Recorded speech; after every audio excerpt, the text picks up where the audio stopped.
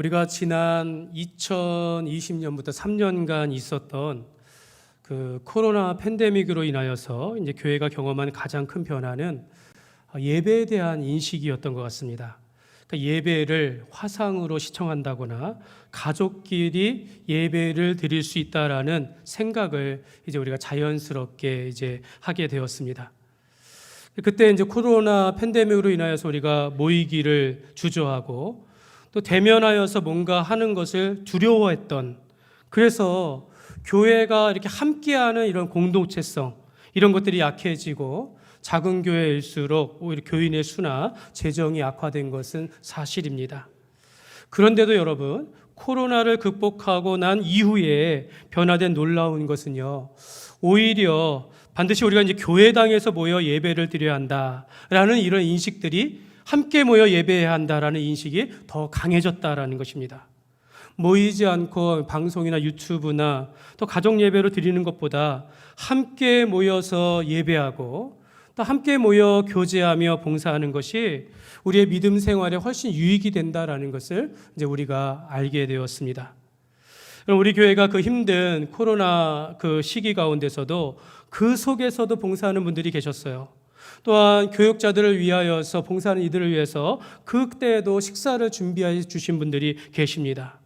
저는 그 어려운 시간 속에서 곁에서 함께 봉사했고 또 앞에 먼저 나와서 두려워하지 아니하고 준비해 주신 모든 분들의 그 은혜를 기억하며 아직도 감사하는 생각을 하게 되어집니다. 사실 여러분, 코로나 이후에 교회의 가장 큰 변화는요, 바로 식사 문화입니다. 식사 문화. 전통적으로 한국 교회는 예배 후에 함께 식사를 하면서 서로의 관계가 이제 돈독해지고 한 식구와 같이 이렇게 결속력을 이렇게 강했는데, 이제 이 코로나 때 식사를 안 하다 보니까 이 코로나가 종식한 후에도 다시 식사를 재개하려고 하니까 쉽지 않으니까 이제 아예 식사를 하지 않는 교회도 많이 생겨나게 되었습니다. 저는 제 욕심이기도 하지만 저 한국 교회는 함께 식사하는 것, 함께 예배 후에 함께 식사하면서 교제하는 것, 저는 그 어떤 사역보다도 굉장히 중요하다라는 이런 생각을 합니다. 그래서 우리 교회는 일찍부터 예배 후에 식사하도록 제가 독려하였고, 대신 간편하게 국 한 개와 반찬 하나라도 우리가 만족하며 먹읍시다, 그러면서 함께 교제합시다라고 하면서 우리 교회는 지금 여전도회를 중심으로 식사를 준비하여 이렇게 식사를 하고 있습니다. 저는 한국 교회가 지금과 같이 좀 이렇게 하나가 되어지고 공동체성이 있고 한 가족의 모습처럼, 그러면서 능력이 있으면서 성장할 수 있었던 그 요인 중에 하나는 첫 번째는 새벽기도회 때문이고 두 번째는 이 식사 문화 때문이다라고 저는 그렇게 생각을 합니다. 이것이 교회가 하나 되어지고 공동체가 이렇게 행복한 모습으로 가는 그런 길이라고 생각합니다.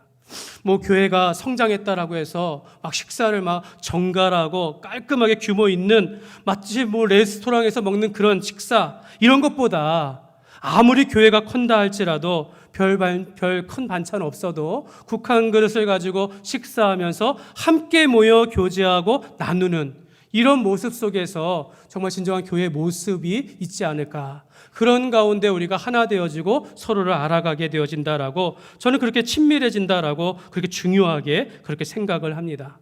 그래서 우리 교회는 성미를 드리는 거 계속 지킵니다. 모르겠어요. 나중에 제 후에 누가 오시는 분들이 이거 바꿀지는 모르겠지만, 제가 있는 한 되도록이면 우리 교회가 성미를 가져와서 나누면서 우리 교회 식사를 준비하는 도움이 되었으면 좋겠고, 또 앞으로는 여전도회뿐만 아니라 우리 남전도회도 또 남자들 이렇게 조를 짜려서 식당 봉사, 그 식당에서 설거지나 정리하는 일들, 이걸 도와주면서 함께하면 좋지 않을까, 이런 생각을 합니다. 제가 말씀을 시작하는 부분에서 이런 식사에 대한 이야기를 많이 이렇게 길게 했냐면, 성경은 이렇게 먹고 마시는 이야기가 풍성하다라는 겁니다. 특히 구약에서 하나님은 이스라엘 백성들을 그의 민족으로 삼으실 때에 말씀하시기를 젖과 꿀이 흐르는 가나안 땅으로 인도하겠다, 내가 너희를 위하여 풍성한 먹거리가 있는 그곳으로 인도하겠다라고 약속하여 주셨고, 또 그 땅의 백성들이 드리는 유월절이나 맥추절과 같은 절기들은요, 먹고 마시는 축제와 같은 그런 절기였습니다. 하나님은 40년 광야 생활하는 이스라엘 백성들에게 새벽마다 만나를 주어 거두게 하셨는데요. 만나는요, 그 성경에 표현되기를 꿀을 넣어 만든 과자와 같다. 맛있는 음식이었다라는 겁니다. 맛있는 음식으로 하나님께서는 그의 백성들을 먹이셨다라는 것입니다. 여러분, 예수님께서 이 땅에 오셔서 세리와 죄인들, 연약한 자들과 함께 하시면서 그들의 집에 가셔서 함께 식사하며 교제하였다라고 말씀하고 있습니다. 가나온 잔치에서 예수님은 물로 포도주를 병케 하시며 그 잔치의 흥을 깨지 아니하시고 더 좋은 것으로 그 잔치를 채우셨다라고 합니다. 오병이어로 5,000명이 넘는 자들을 먹이신 뿐만 아니라 12광주, 남는 것을 채워봤더니 12광주리라 넘도록 그렇게 예수님은 먹고 마시는 일에 있어서 풍성하게 넘치도록 그렇게 준비하시며 먹이셨다라는 것입니다. 예수님은 산상수훈에서 너희가 무엇을 먹을까, 무엇을 마실까, 무엇을 입을까 염려하지 말라라고 하시면서 우리가 이 땅에서 주의 나라를 우리의 삶의 우선순위로 둘 때 이 모든 것을 너희가 굶어라 이런 게 아니라 모든 것을 채워주시리라 이렇게 약속하셨습니다. 오늘 예수님께서 잡히시기 전날 밤에 내가 이 유월절 식사를 원하고 원하였노라 라고 하시면서 제자들과 마지막 식사를 하면서 다른 어떤 것이 아니라 식사를 하면서 그들에게 떡을 떼어주고 잔을 나누면서 예수님께서 장차 받으시는 고난과 죽음에 대하여 설명하시며 이 성찬식을 제정하셨던 것입니다. 초대교회 성도들은 주님이 제정하신 이 성찬을 지키면서 모일 때마다 함께 식사를 하였고 그 가운데 하나님 앞에 예배를 드렸고 이 전통이 지금까지 이어진 것입니다. 사랑하는 여러분 성찬은 이렇게 떡과 잔을 나누면서 예수님의 죽으심과 부활을 기억하며 주님 안에서 연합하는 그런 예식이 되어집니다. 주님은 성경에 보면 이렇게 말, 누구든지 주의 떡과 잔을 합당하지 않게 먹고 마시는 자는 주의 몸과 피에 대하여 죄를 짓는 것이다 라고 말합니다. 아니, 식사할 때 오늘날 말 예의를 지키지 않으면 너무 식욕을 먹는 걸 탐하거나 옆에 있는 사람을 배려하지 않거나 그러면서 식사하다가 성찬을 행하면 그거 죄 짓는 것이다 라고까지 얘기했습니다. 그러니까 여러분, 우리가 이 먹고 마시는 것에 대하여 때로는 절제하거나 때로는 옆 사람을 배려하며 예의를 갖추면서 이 성찬에 참여하는 것이 오히려 합당하다라고 말씀하고 있는 것입니다. 너무 먹는 것을 이렇게 하다가 주의 성찬의 의미를 우리가 잃어버리면 이것이 문제가 있다라고 말씀하고 있는 것입니다. 그래서 여러분, 우리가 주님 안에서 함께 모여 식사를 하는 것도 참 즐겁고 은혜롭게 할 뿐만 아니라 이를 육신의 건강을 위하여 이것을 하는 것뿐만 아니라 즐거움을 위하여 우리가 함께 식사 교제도 하지만 무엇보다도 예배 가운데 성찬 가운데 그 영혼의 유익을 위하여 우리가 주의 영광을 나타낼 수 있도록 신중하게 참여하도록 그렇게 말씀하고 있습니다. 사랑하는 여러분 기독교는 세례와 성찬을 거룩한 예전으로 지킵니다. 그러니까 예수님은 세례를 친히 받으셨고 또 제자들에게 너희는 가서 모든 족속으로 제자를 삼아 아버지와 아들과 성령의 이름으로 세례를 베풀라라고 말씀하셨어요. 그래서 오늘 우리가 세례를 베푸는 것이고 또 예수님께서는 잡히시기 전날 밤에 제자들과 식사하시면서 성찬을 행하시며 나의 죽음을 영원토록 기념하라라고 말씀하여 주셨습니다. 그래서 오늘 우리는 세례식과 성찬식을 성례로 중요하게 지키는 것입니다. 여러분, 그 교회의 표지라는 말이 있습니다. 표지라는 건 마크 또는 심볼이라고 하는데요. 그러니까 표지란 참된 교회가 되게 하는 증거 또는 상징, 표시를 의미합니다. 여러분, 이 말이 있는데요. 한번 보시기 바랍니다. 같이 한번 읽겠습니다. 교회의 표지는 말씀 선포와 성례 준수와 권징의 올바른 시행이다. 아멘. 여러분, 처음 교회는 이런 게 필요 없어요. 모든 교회가 참된 교회였어요. 예수님은 믿음으로 온전히 자라갔는데 이단과 사이비 교회들이 생겨나니까 어떤 교회가 참 교회인가? 그래서 기준을 정한 것이 말씀의 올바른 선포와 또 성례의 바른 시행과 권징을 시행하는 교회가 올바른 교회다, 참된 교회다라고 그렇게 정하였다라는 것입니다. 그리고 여러분, 우리가 교회에 나와서 하나님의 말씀을 들을 때 우리가 은혜를 받게 되어지는데, 우리가 하나님 앞에 온전한 교제와 소통을 하면서 은혜를 받게 하는 방편, 도구가 있다라고 하는데, 그것이 무엇이냐면 이것을 보시기 바랍니다. 같이 읽겠습니다. 그리스도의 은혜의 방편은 말씀과 성례와 기도이다. 그러니까 우리가 하나님 앞에 은혜를 받는 길은 말씀을 잘 듣고 은혜를 받는 것이고요, 이 세례와 성찬을 잘 행함으로 그 속에서 우리가 참된 은혜를 받는 겁니다. 또 우리가 하나님 앞에 소통하며 기도하는 그 시간을 통하여 우리가 은혜를 얻게 되어집니다. 이처럼 성찬이라는 것은요, 단순한 식사가 아니라 예식이 되게 하며 교회의 모습을 잘 드러내는 표시일 뿐만 아니라 은혜의 통로가 되어지는 것입니다. 예수님은 제자들과 식사하면서 주의 죽으심을 영원토록 기념하라 라고 하며 성찬을 제정하셨고, 사도 바울은 성찬을 통하여 우리가 성찬을 참여함으로 주의 죽으심을 전파하는 것이다 라고 말하였습니다. 그러므로 여러분, 성찬이라는 것은 우리가 믿음으로 참여하는 것입니다.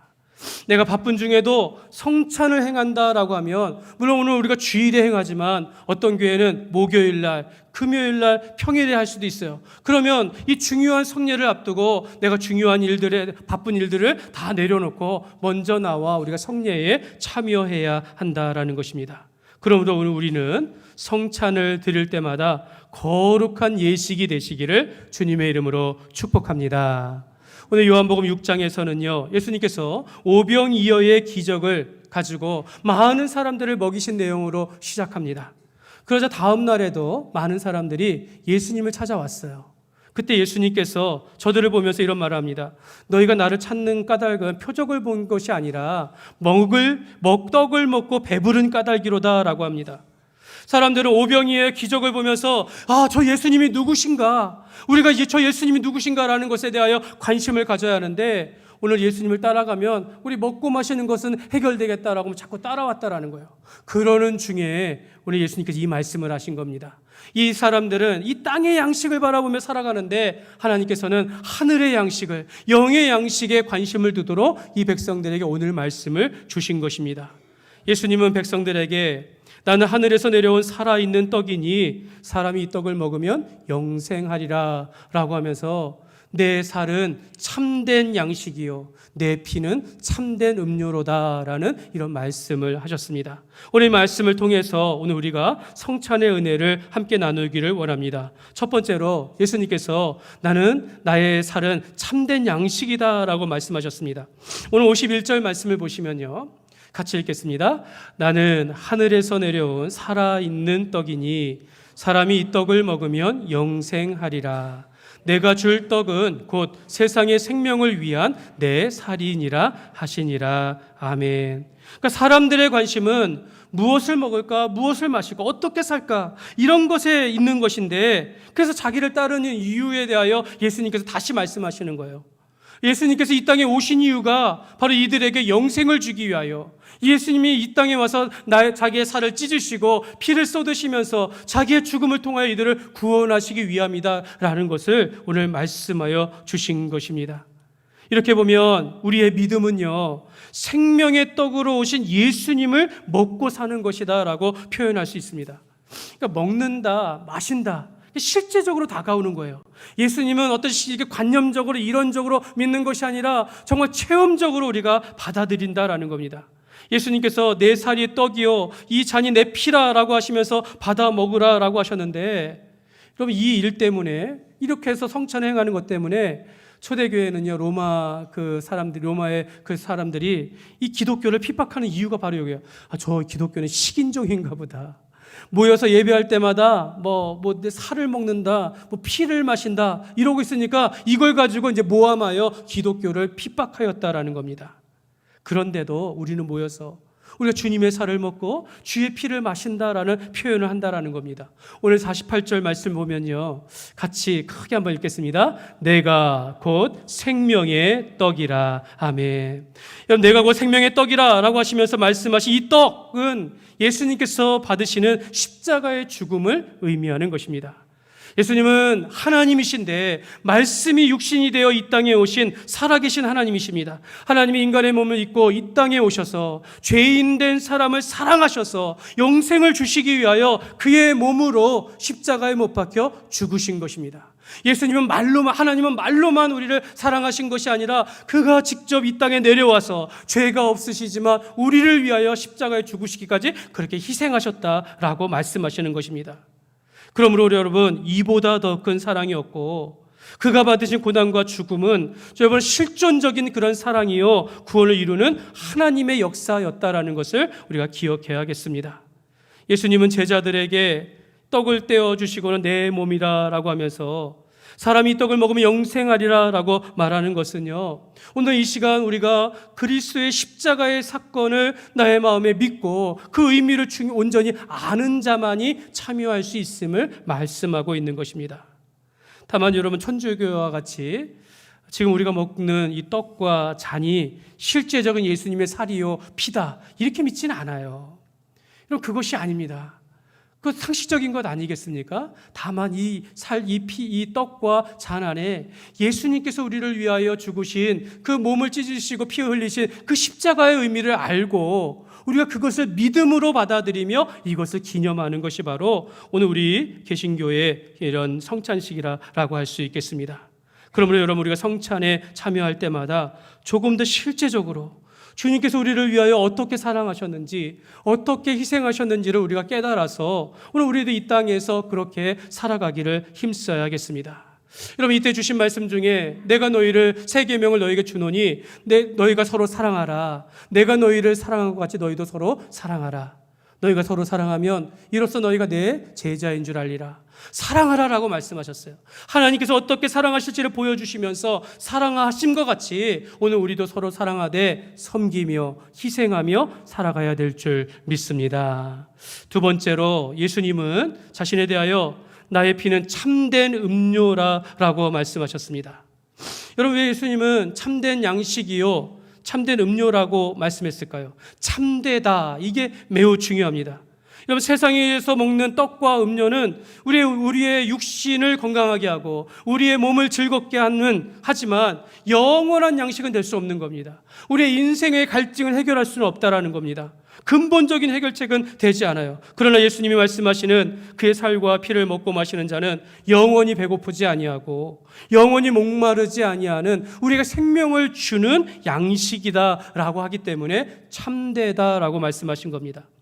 예수님께서 사마리아 수가성을 지나가며 그곳에서 물 깃는 여인을 만납니다.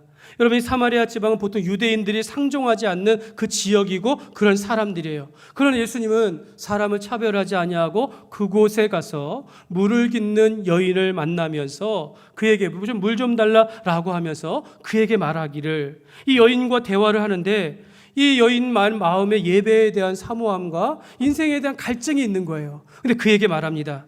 이 물을, 너가 떠주는 물을 마시는 자마다 목마르지만 내가 네게 주는 물을 마시는 자는 영원히 목마르지 아니하리니 내가 주는 물은 그 속에서 영생하도록 솟아나는 샘물이 되리라 라고 말씀하셨습니다. 사람은요, 우리가 죄인 된 사람은 태어나는 순간부터 죽음의 권세 아래 살아가게 되어집니다. 그래서 모든 사람들은 죄로 인하여 이제 죽게 되어지고 이 죄는 인간의 모든 삶을 이제 뒤틀어 버리게 되어지죠. 그러나 이 사람들은 이 죄를 해결하고 이 땅에서 그나마 우리가 행복하게 살기 위하여서 우리가 무엇을 합니까? 물질을 모으기도 하고 또 많은 권세를 누리기도 하고 또 인기를 누려보기도 하지만 더 헛되다라는 것입니다. 그래서 솔로몬이 이 땅에서 모든 것을 누려봤지만 이 모든 것이 그렇지 않다라고 하면서 모든 것이 헛되고 헛되니 헛되도다라고 하면서 인생의 그 공허함과 허무함에 대하여 말하면서 여호와를 경외하는 것이 인간의 근본이다라고 그렇게 말했습니다. 여러분, 56절 말씀입니다. 56절 말씀 우리 같이 한번 읽겠습니다. 시작.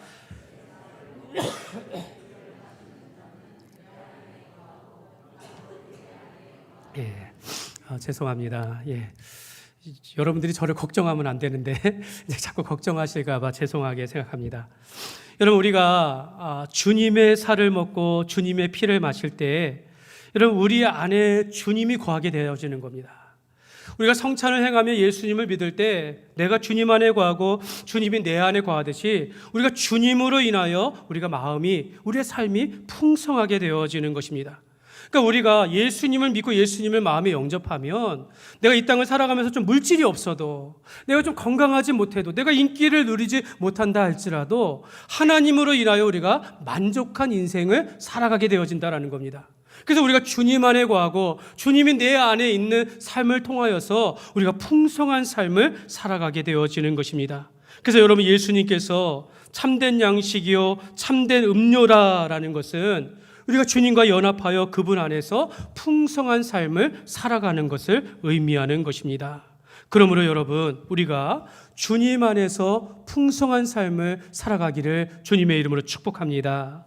우리가 주님 안에서 함께 나와 예배하고 함께 우리가 교제하며 주님 앞에 예배하며 이뤄가는 사람들이 정말 아이들이 교회 안에서 뛰놀듯이 오늘도 우리가 어른이라 할지라도 주님 안에서 살아가는 것이 참 즐거운 인생이 되기를 주님의 이름으로 축복합니다. 말씀을 맺겠습니다. 사랑하는 여러분, 우리는 이 땅에서 양식과 음료를 구하면서 살아가는 것이 꼭 필요하지만 이와 함께 영원히 배고프지 아니하고 영원히 목마르지 아니하는 우리가 영의 양식을 구하면서 살아가야 될 줄 믿습니다. 그것이 참된 양식이요 참된 음료 대신 예수님을 우리가 믿으며 살아가는 것입니다. 예수님이, 하나님께서 예수님을 통하여 우리를 얼마나 사랑하셨는지를 우리가 깨달아서 우리도 서로 사랑하며 섬기며 우리가 구체적으로 희생하며 살아가는 그런 삶을 통하여서 내 몸과 삶을 통하여 주님의 영광을 나타내어지는 그런 삶이 되시기를 주님의 이름으로 축원합니다.